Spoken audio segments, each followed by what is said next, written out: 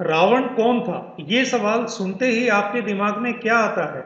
एक ऐसा राजा जो अपनी बहन के कहने पर एक पराई स्त्री को उठा लाए और युद्ध में अपने सारे सगे संबंधी झोंक दे। तो दोस्तों, आज मैं आपको बताऊंगा रावण के बारे में वो 10 बातें जो आपको सोचने पर मजबूर कर देंगी कि क्या रावण सच में बुरा था। नमस्कार दोस्तों, धर्म संस्कृति चैनल में आपका स्वागत है। हमारे इस चैनल को एंड तक देखें और अगर अच्छा लगे तो दोस्तों के साथ भी शेयर करें। और अगर अभी तक इस चैनल को आपने सब्सक्राइब नहीं किया है तो प्लीज़ इस चैनल को सब्सक्राइब करें, बेल आइकन को दबाएं ताकि धर्म और संस्कृति से संबंधित रोचक जानकारियां आपको लगातार मिलती रहे। तो शुरू करते हैं आज का वीडियो। पहली बात, रामायण के अनुसार रावण के पिता विशर्वा थे जो ऋषि पुलस्त्य के पुत्र थे और रावण की माता केकसी थी जो राक्षस कुल की थी। इसीलिए रावण को आधा ब्राह्मण और आधा राक्षस कहा जाता है। और रावण कई विद्याएं, वेद, पुराण, नीति, दर्शन शास्त्र, इंद्रजाल, इन सब में पारंगत होने के बावजूद उसमें जो राक्षसी प्रवृत्तियां थी उसी की वजह से वो पूरे संसार में भी आतंक मचाता था। दूसरी बात, भागवत पुराण के अनुसार भगवान विष्णु के दो द्वारपाल थे, जय और विजय। उन्होंने सनकादिक मुनियों को बैकुंठ में प्रवेश करने से रोका। तब उन्होंने क्रुद्ध होकर उन्हें श्राप दिया था कि तुम राक्षस बन जाओ। उन दोनों ने मुनियों के पैर पकड़ लिए। तब सनकादिक मुनियों ने कहा कि आप लोग 3 बार धरती पर जन्म लेंगे किंतु आपका उद्धार नारायण के हाथों ही होगा। सतयुग में ये हिरण्यकशिपु और हिरण्याक्ष बने, त्रेता युग में रावण और कुंभकर्ण और द्वापर युग में शिशुपाल और दंतवक्र। तो त्रेता युग में रावण के रूप में धरती पर आने वाले यही थे। तीसरी बात, जिस नाम से रावण को जानते हैं ये उसका असली नाम नहीं था। जन्म के समय उसका नाम था दशानन, जिसका मतलब है 10 सिरों वाला। एक बार जब रावण अहंकारवश कैलाश पर्वत को अपनी जगह से उठाने का प्रयास कर रहा था तब भगवान शिव ने अपने पैर से कैलाश को दबा दिया। इस वजह से रावण के दोनों हाथ कुचले गए।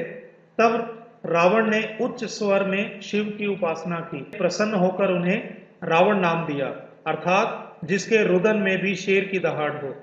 रावण के उस स्त्रोत को शिव तांडव स्त्रोत कहा जाता है और शिव जी ने प्रसन्न होकर रावण को चंद्रहास खड्ग भी दिया।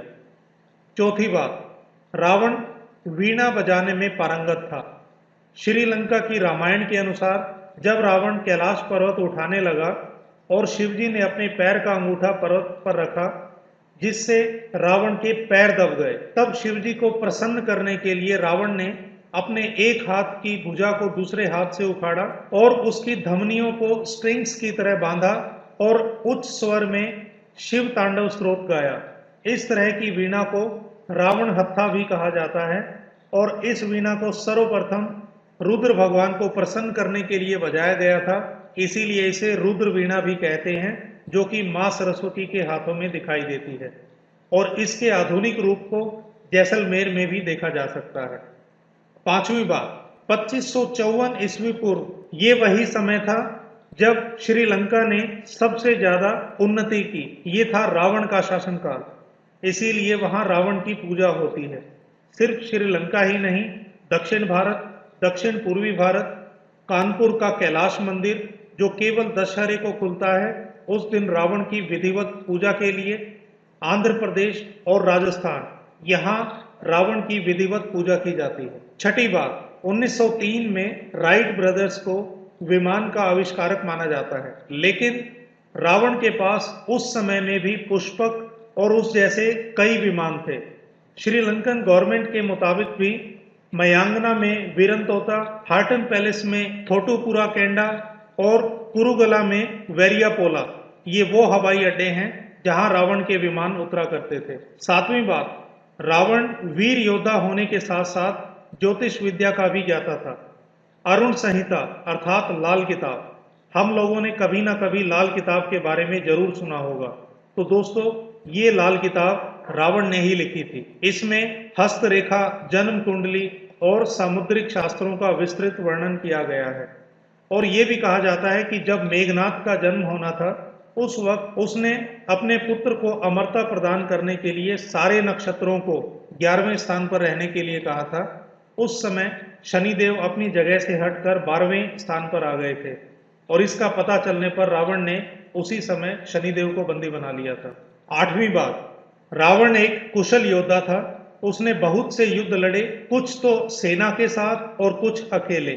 एक बार वो युद्ध करते हुए अकेला यमपुरी जा पहुंचा और यमराज को युद्ध के लिए ललकारा। रावण ने न केवल यमराज को पराजित किया, वरन वहां जितनी भी पाप आत्माएं थी उन सबको मुक्त कराकर अपनी सेना में शामिल कर लिया। 9वीं बात, रावण एक आदर्श भाई था।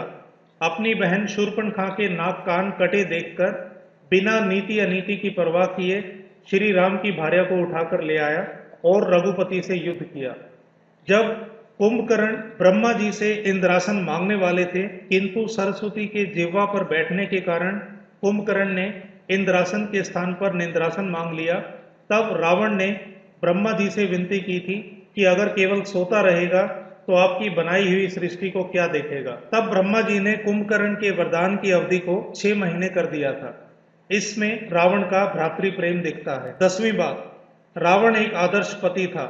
थाई रामायण के अनुसार जब वो यज्ञ कर रहा, अगर वो यज्ञ संपूर्ण हो जाता तो वो अमर हो जाता, किंतु जब अंगद रावण के सम्मुख मंदोदरी को बालों से खींचते हैं, तब रावण उस यज्ञ का अनुष्ठान बीच में ही छोड़ देते हैं, जिससे वे केवल अकेले ही पूरी राम की सेना को तबाह कर देते। इससे रावण का अपनी पत्नी के प्रति प्रेम दिखता है।